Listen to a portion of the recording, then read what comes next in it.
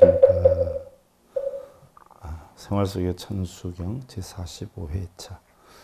오늘은 3권 83페이지 관음의 10대 서원 가운데 원화속도 일체 중부터인데요.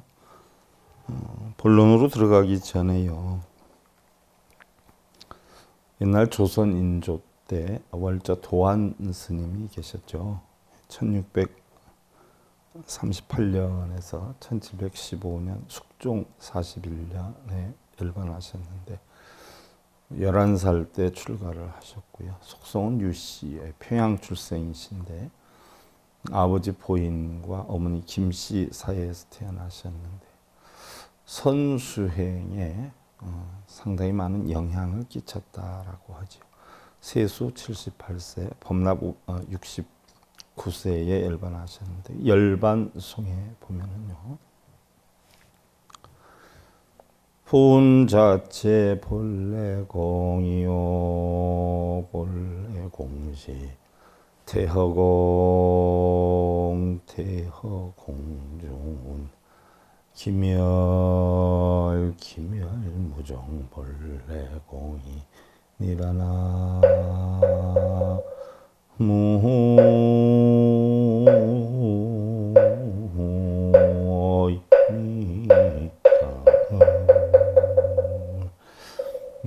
부처님 경전에도 나오는 이야기죠. 뜬구름 자체는 본래 없는 것이다. 본래 없는 것이 저 허공인데 허공 중에 구름이 일고 사라지나니 일고 사라짐도 본래 없는 것이다 라고 해서 자 우리가 일반적으로 본성이라고 하는 것을 허공에 많이 비유를 한단 말이죠. 허공에 많이 비유를 하는데 이 떠다니는 구름도 결국은 뭐예요? 본래 없는 것이다. 이 뜬 구름 자체가 본래 없었고요. 나중에 알고 보니까 이 허공 자체도 본래 없는 것이다. 허공 중에 구름이 일고 사라지나니 일고 사라짐도 본래 없는 것이다 라고 했는데 결국 허공이라는 것은 우리 본성을 얘기하는 거죠.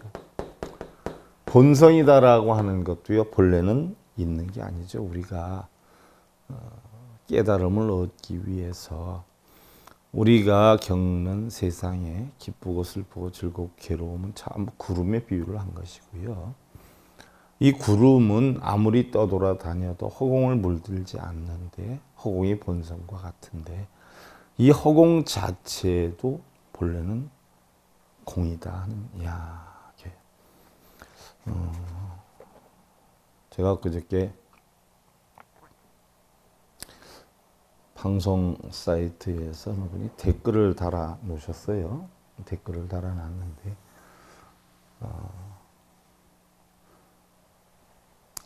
사람들은 밝음을 찾아다니는데 밝음을 찾을 것이 아니라 불법 공부를 해보니까 어두움을 소멸하면 자연이 밝아지는 건데 왜 어리석게 밝음을 찾아다니는지 모르겠어요 하는 댓글을 어느 분이 달아 놓으셨어요. 참 굉장히 큰 화두를 저한테 주셨단 말이죠.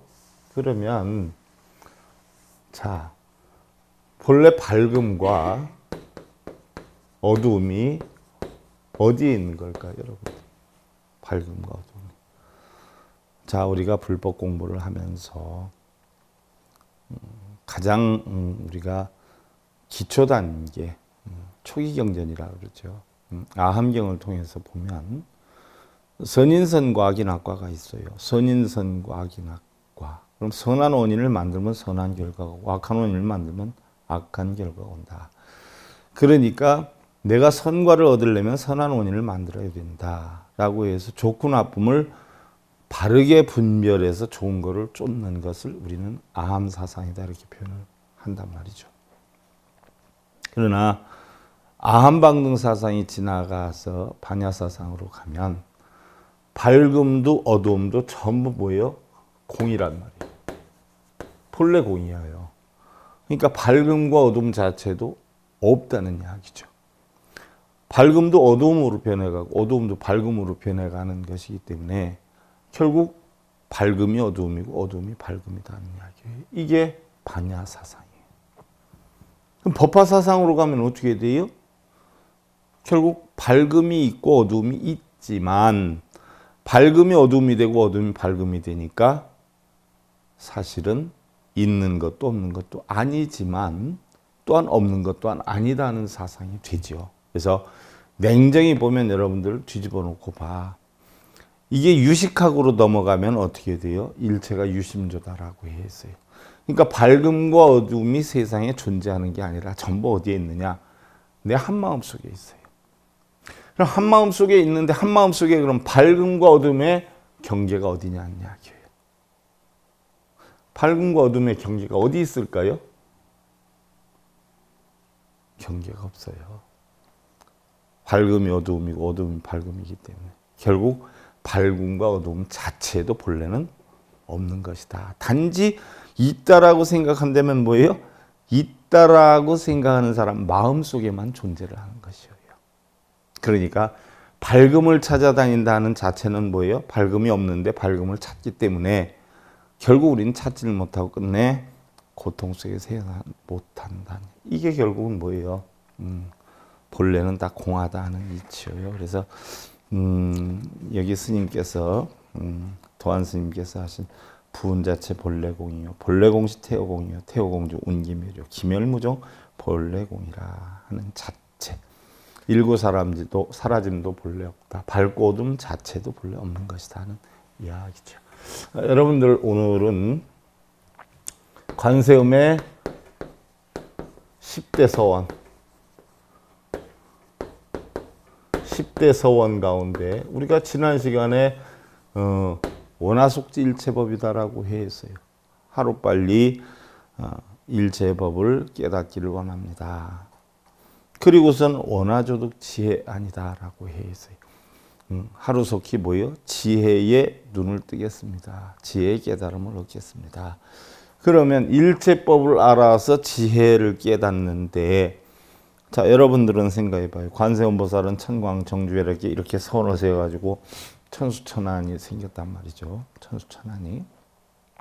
천수천안이 생겼는데, 그러면 천수천안이 어느 것이 천기의 팔 중에 진짜 팔이고 천안이 어느 것이 진짜 눈이 될까요? 천기의 눈 중에. 자, 옛날 경덕 전등록에 보면요, 한 손으로도 손뼉 부딪히는 소리를 낼 수 있느냐라고 하는 화두가 있어요. 그럼 한 손으로 손뼉을 여러분들 부딪혀서 소리를 낼 수 있을까요? 자, 일반적으로 사람들을 생각하면 손뼉이라고 하는 건 두 손이 부딪혀야 나는 거지 어떻게 한 손으로 낼 수 있냐라고 생각을 하지만, 그냥 한 손 들고 있으면 세상에 나는 소리가 다 손뼉 소리예요. 자연의 이치에서 나오는 소리라. 꼭 손과 손이 부딪혀서 나오는 소리만이 손뼉 소리가 아니에요.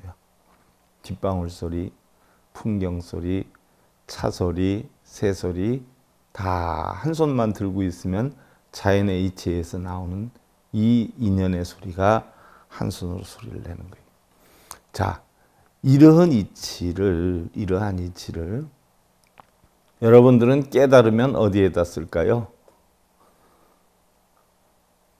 자신의 부귀? 자신의 영화? 대부분 그렇지 않아요. 남편 잘 되고 자식 잘 되고. 관세음보살이 보살이 될 수 있었던 원인이 그런 이치를 알아서 자기를 위해 쓰려고 했으면 천수천안이 부여되지 않았을 거예요. 천개의 손과 천개의 눈도 우리는 천개의 손과 눈이 있는 줄 안단 말이죠. 한 손으로 손뼉 소리를 내는 이치와 같이 천개의 손과 천개의 눈이 있는 게 아니에요. 바꿔놓고 보면, 제가 언젠가 얘기를 했어요. 어느 스님한테 제자가, 스님, 천수천안이다라고 해 있는데 천개의 손 중에 어느 것이 진짜 손이고 어느 것이 천안, 천개 눈 중에 진짜 눈입니까? 라고 했을 때 스님 뭐라고 대답을 해요? 이 녀석아, 깜깜한 밤중에 방에서 네가 자려고 하는데 목침을 찾는데 하고 얘기를 하니까 제자가 알겠습니다 라고. 뭘 알겠느냐? 손과 눈이 뭔 줄 알겠습니다. 뭐냐? 자, 여러분들이 목침을 찾을 때 꼭 손으로만 찾는 거 아니죠. 눈으로만 찾는 거 아니에요. 손과 눈을 살펴서 뭐예요? 마음이 찾고 있는 거예요. 자, 어머니가 자식한테 늦은 시간에 왔는데 밥 먹었니? 그래서 아니요. 그러니까 어머니가 밥을 차려 주어요. 이 녀석이한테 시간이 몇 시인데 여태까지 밥도 안 먹고 다니면 어떡이야. 해가지고 먹겠으리 뭘 준비를 해서 차려주는데 밥을 차려주는 건 주로 뭐예요? 손과 눈이란 말이죠. 그러나 그 밥 차려주는 음식 속에는 무엇이 담겨 있는 거예요? 어머님의 자비스러운 마음, 사랑스러운 마음, 여태 굶고 다녀서 어떡하나 안쓰러운 마음, 조금이라도 더 양양 있는 것을 더 먹이고자 하는 부모의 마음, 이런 것이 다 담겨 있죠. 결국 천개의 눈과 천개의 손이라는 것은 온 몸과 마음을 다 동원해서 움직이는 것을 갖다가 우리는 천개의 손이고 천개의 눈이라고 하는 것이지 실질적으로 천개의 손과 천개의 눈이 있는 게 아니에요. 그러니까 관세음 보살님이 중생을 구제하겠다라고 하는 서원이 대단하다 보니까 천광정주회례가 천개의 눈과 천개의 팔을 가진 능력을 하사했다라고 했는데 사실은 하사한 게 아니라 관세음 보살님 보의 깨달음을 얻어서 그런 능력을 갖추게 된 것이죠. 자, 초등학생 100명이 알고 있는 지식과 대학원생 하나가 알고 있는 지식을 놓고 비유를 하면, 물론 초등학생이 알고 있는 지식을 대학원생이라고 다 알 건 아니지만 전체적인 역량으로 보면 중학교, 고등학교, 대학교 다니면서 배운 지식을 초등학생한테 얘기를 하면 그 애기들이 알겠냐는 이야기예요.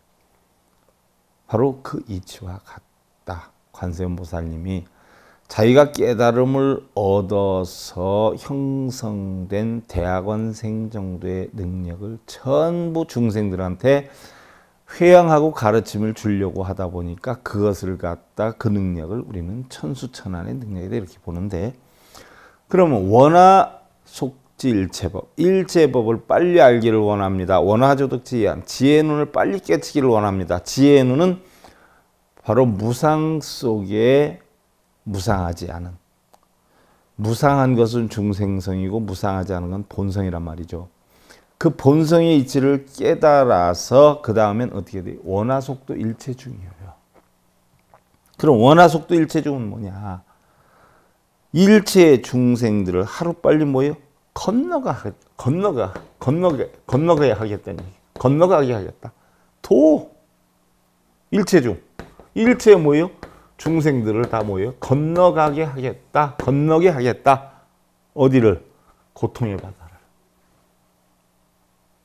그 고통의 바다를 건너는 것이 어떻게 돼요? 차 안에서 피 안으로 가는 거란 말이에요. 피 안.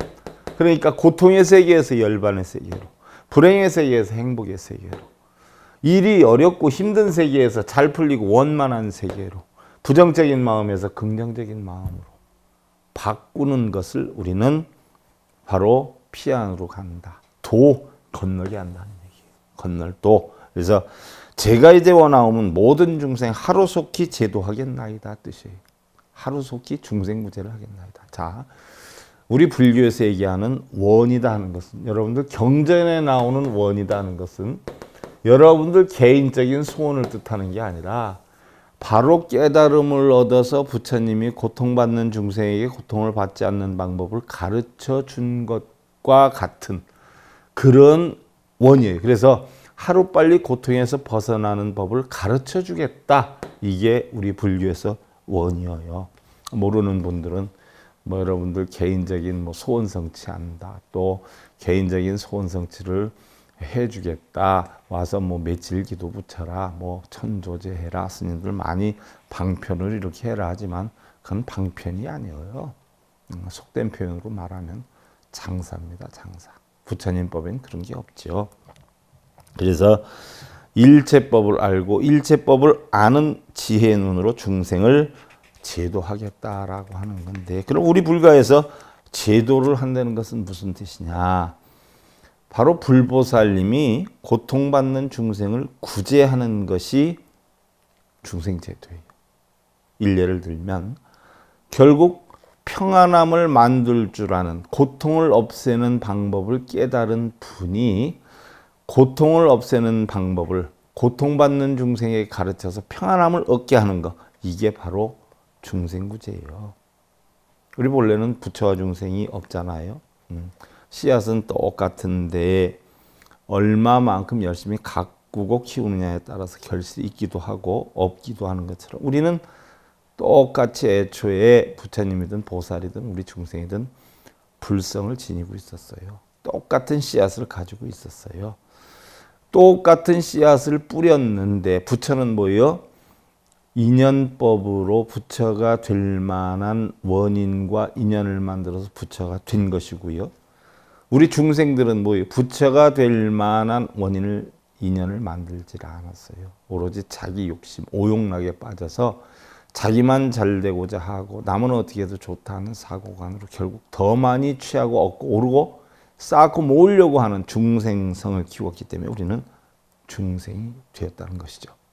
부처님 말씀에 의하면요, 부처는 탐진치에서 모두 벗어나왔지만 중생은 탐진치에 끄달려 다니기 때문에 바로 중생이 되는 것이고요.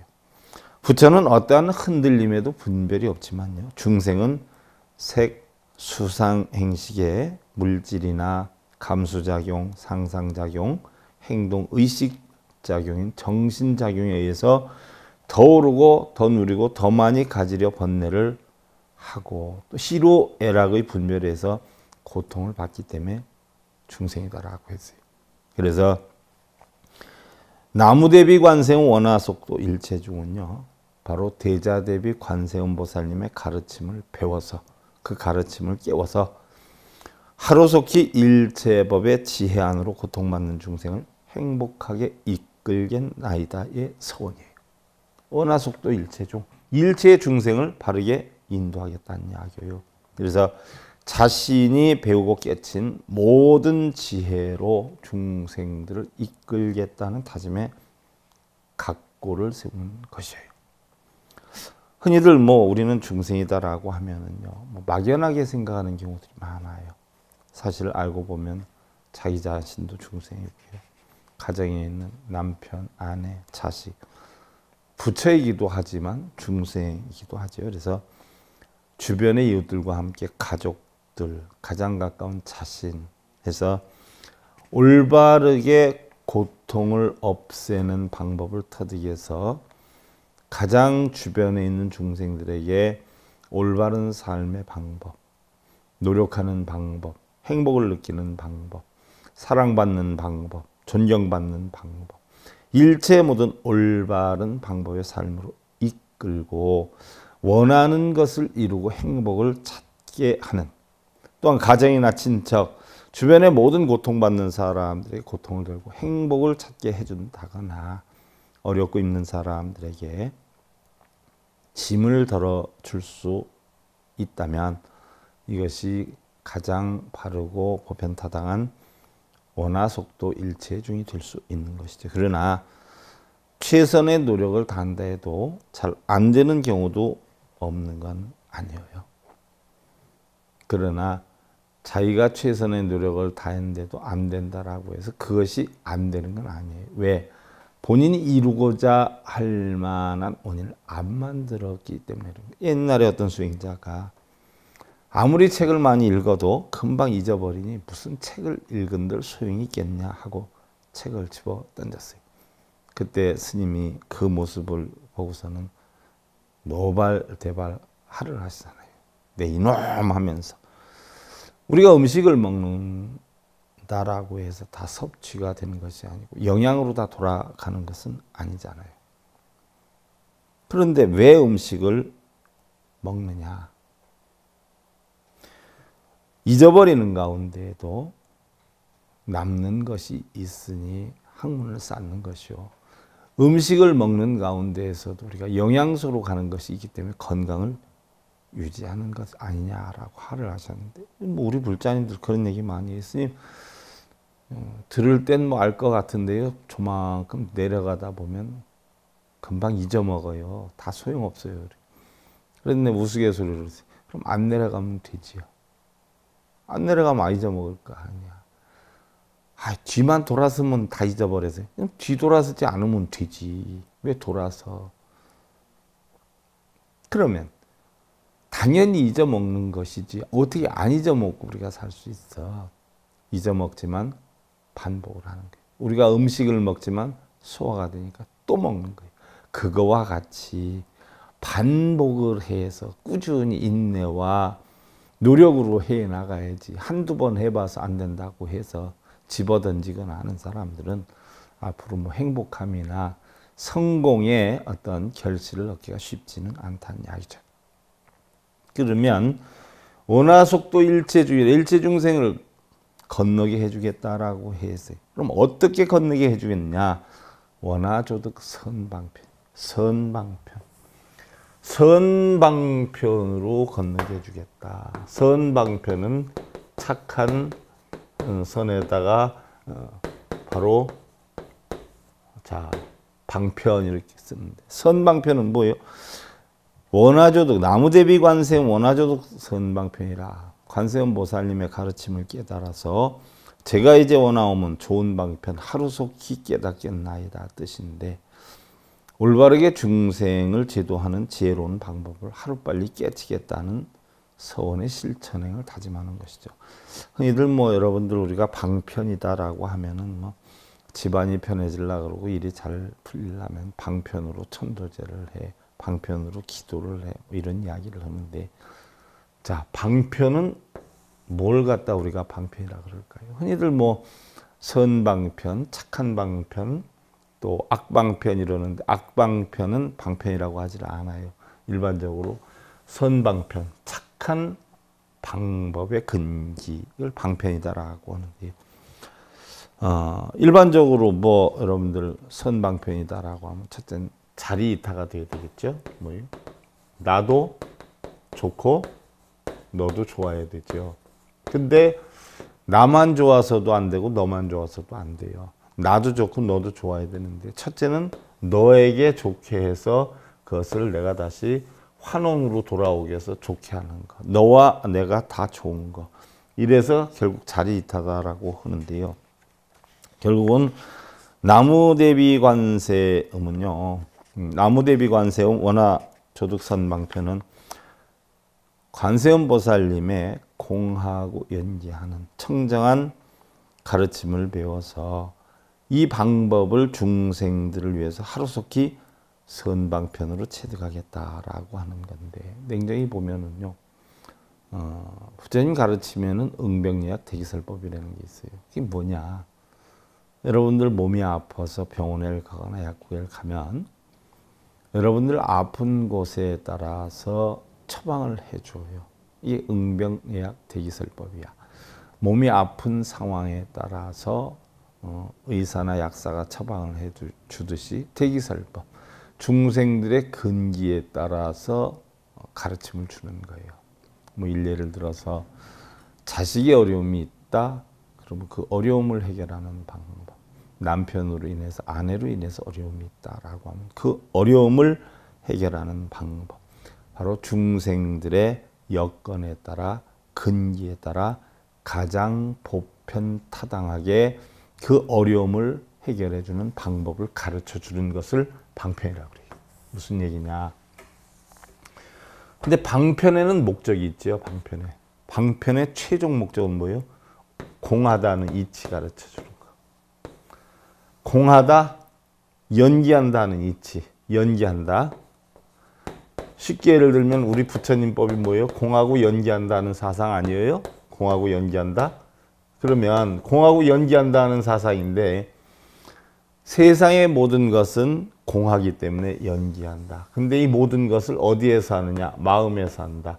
이 이치를 중생들에 따라서 다르게 가르치는 거예요. 저도 여러분들 보면은 제가 이렇게 지금 이곳에서 불자들한테 법문을 하는 경우도 있고, 제가 청주에서도 강의를 했고, 대전에서도 뭐 가장 1번지라라고 하는 탄방동에서도 했고, 서울에서도 삼성동에, 강남 삼성동에 브라운스톤 레전드 4층에서 제가 강의를 한 적도 있고요. 로데오 거리에서 강의를 한 적도 있어요, 사무실에서.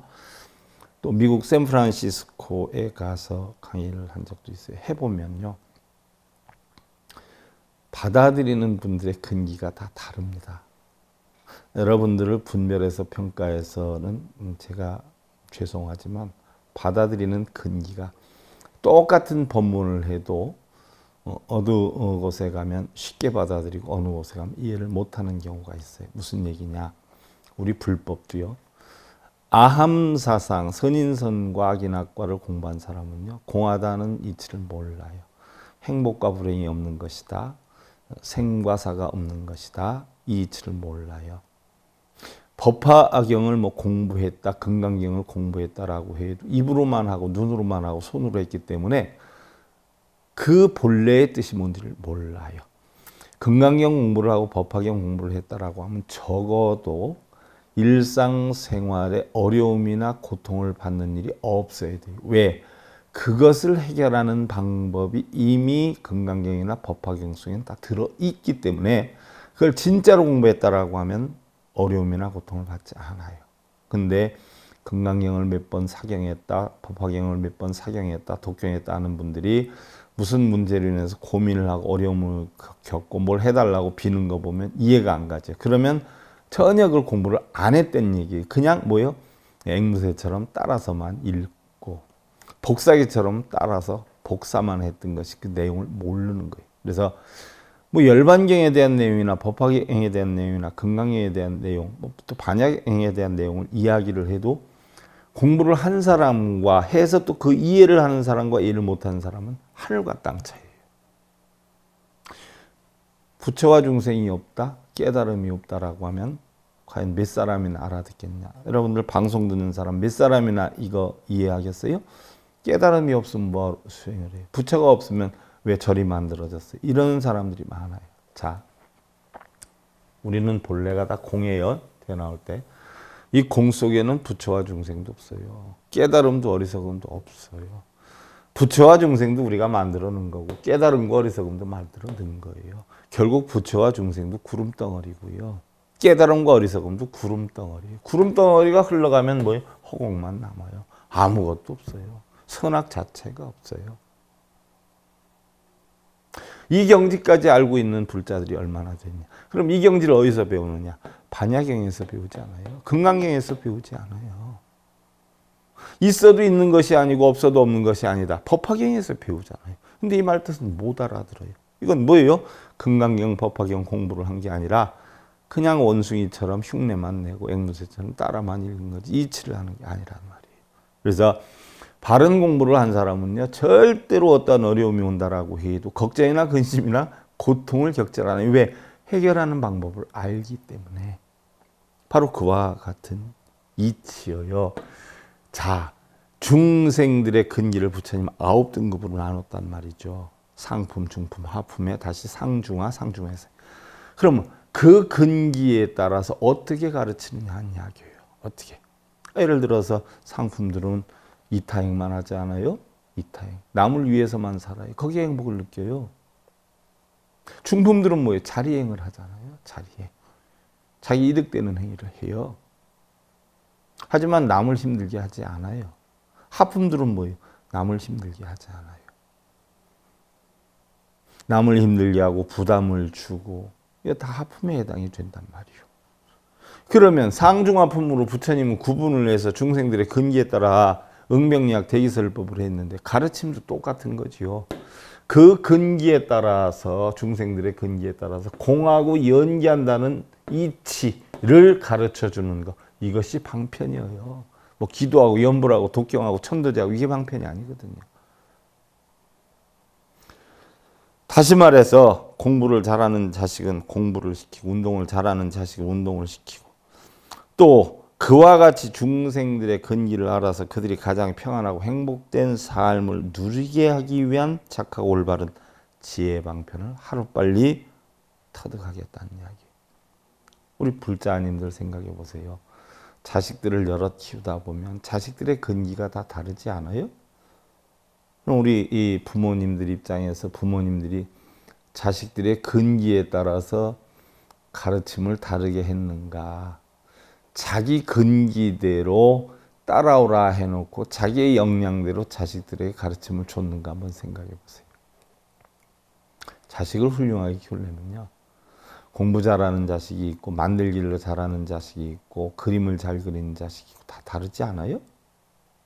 그 자식들의 근기에 따라서 부모의 가르침의 근기도 바뀌어야 되는데 우리나라 사람들은 대부분 보면은 부모의 근기는 바꿀 생각하지 않고 자식들을 보러 무조건 따라오게 하라는 이런 경우가 많아요. 그래 놓고 자기 역량에 부합이 되고 잘 따라오면 아이고 착한 자식 그러고 안 따라오면 아이고 저놈의 새끼는 도대체 왜 저렇게 속을 새기는지 모르겠어 이렇게 하는데 입장을 바꿔놓고 생각해 봐요. 우리 부모는 왜 저렇게 나를 몰라주고 나를 괴롭히는지 몰라 이런 생각을 하고 있을 수도 있어요. 한번 가슴에 손을 얹고 생각해 보세요. 그게 바로 응병리학 대기설법이요. 그게 바로 뭐예요? 원하조득 선방편이에요. 선방편. 중생들의 근기에 따라 착하고 올바른 방편법을 설하겠다는 얘기예요. 어느 젊은 화가가 이름 높은 자기의 그 선지식을 찾아가서 번민을 호소를 해요. 선생님, 어떻게 해야 성공을 할 수 있는지요? 저는 한 2, 3일 정도 걸려서 그림을 한 장을 그리는데요. 한 장 그림은 2, 3년이 돼도 팔릴 듯 말 듯해요. 먹고 살기가 너무 힘이 들어요. 하니까 선지식이 자네 고민은 고민이 아니야. 한 장의 그림을 2, 3년 동안 걸려서 그리면 아마 2, 3일 내로 팔리게 될 거야 라는 가르침을 주어요. 자, 2, 3일 동안에 그리니까 2, 3년 동안 못 파는데 2, 3년 동안 그리면 2, 3일 만에 판다는 얘기. 무슨 얘기냐. 여러분들 가슴속에 손을 얹고 생각을 해봐. 본인이 무엇을 얻으려고 해 있는지 무엇을 바라고 있는지 그 바라고 얻으려고 하는 마음을 얼마만큼 최선을 다해서 노력을 했는지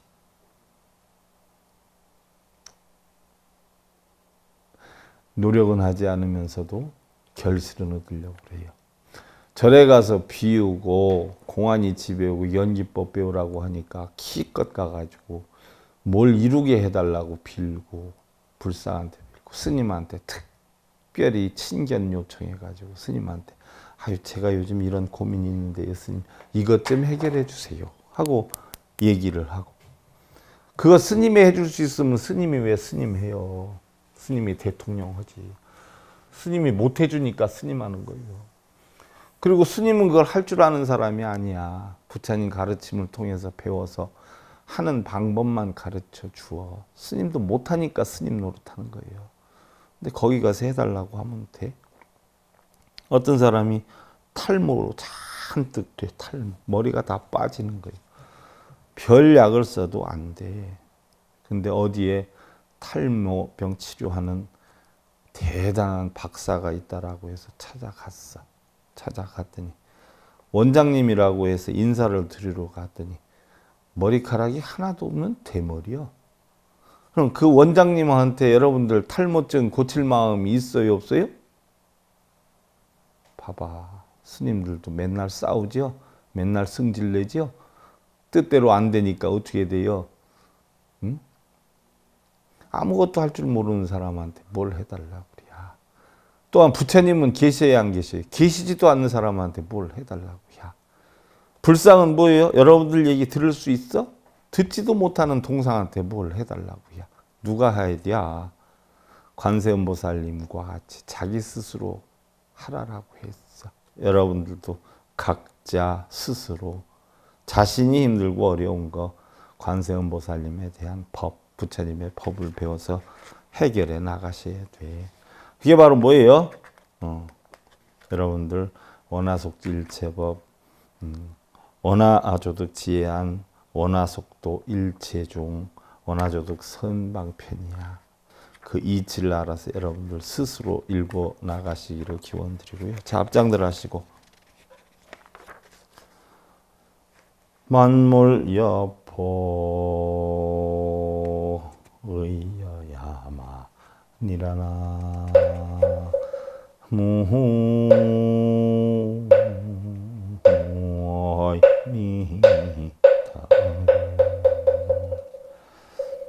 여러분들 이 세상에 보여지는 모든 만물은 전부 물거품과 같고 사람의 마음은 순간 보였다 없어지는 아지랑이와 같다. 세상의 어느 물건도 믿을 것이 없고 세상의 어느 사람의 마음도 믿을 것이 없다. 그래서 부처님은 열반위에서 자귀 자등명, 법기 법등명을 하셨죠. 자신을 믿고 의지하고 진리를 믿고 의지해라. 그 외 어느 것도 믿지 말아라 라고 했어요. 여러분들 눈에 보이는 것도 들리는 것도 믿을 것이 못돼. 아무것도 믿지 말고 자기 자신의 역량, 자기 스스로 키워나가서 자기 스스로 열반의 삶을 이루어 나가실 기원드리면서요. 생활 속의 천수경 45회차 서일모였습니다. 감사드립니다. 선물하십시오.